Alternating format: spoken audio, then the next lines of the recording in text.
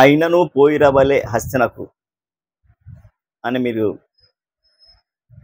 మన మహాభారతంలో ఆ పద్యం విని ఉంటారు. మనం కనుక చూసినట్టయితే ఉపరాష్ట్రపతి సుదర్శన్ రెడ్డి గారు జగన్మోహన్ రెడ్డి దగ్గరికి, మనకు తెలిసిందే మన చంద్రబాబు నాయుడు గారు, జగన్మోహన్ రెడ్డి, పవన్ కళ్యాణ్లు వీరు ముగ్గురు మోడీకి ఎలా సలాములు కొట్టారో విషయం తెలిసిందే. రాష్ట్ర ప్రయోజనాలను తాకట్టు పెట్టి మన రాష్ట్రానికి రావాల్సినవి ఏం లేకుండా చేసినా కానీ కనీసం కించిత్ కూడా లేకుండా పోయింది వీళ్ళకి. ఎందుకంటే వాళ్ళ కేసులు వాళ్ళకు ఉన్నాయి, వాళ్ళ భయాలు వాళ్ళకు ఉన్నాయి.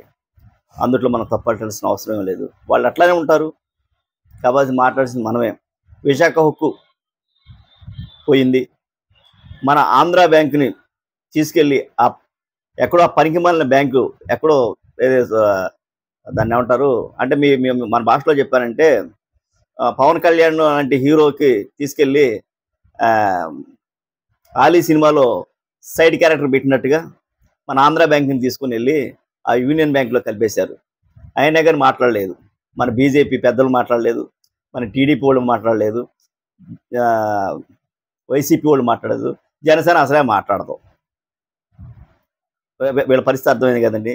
మీరు దయచేసి ఇప్పటికైనా ప్రజాప్రతినిధులు ఇక్కడ ఆ ఓటింగ్ అనేది ఎవరు చూడరు, మనస్ఫూర్తిగా వేయండి.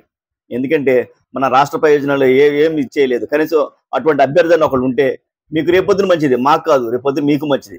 ఎందుకంటే రేపొద్దున మీ కేసుల విషయంలో ఏమన్నా ఇంకా ఇచ్చేసే అవకాశం ఉంది. మనస్ఫూర్తిగా వాళ్ళని ఓటేయమని చెప్పండి, అప్పుడు బాగుంటుంది. మన రాష్ట్ర ప్రజలకు కూడా ఇది ఉంటుంది. కనీసం ఈ ఒక్క పని చేయండి, సుదర్శన్ రెడ్డి గారికి ఓటేయండి.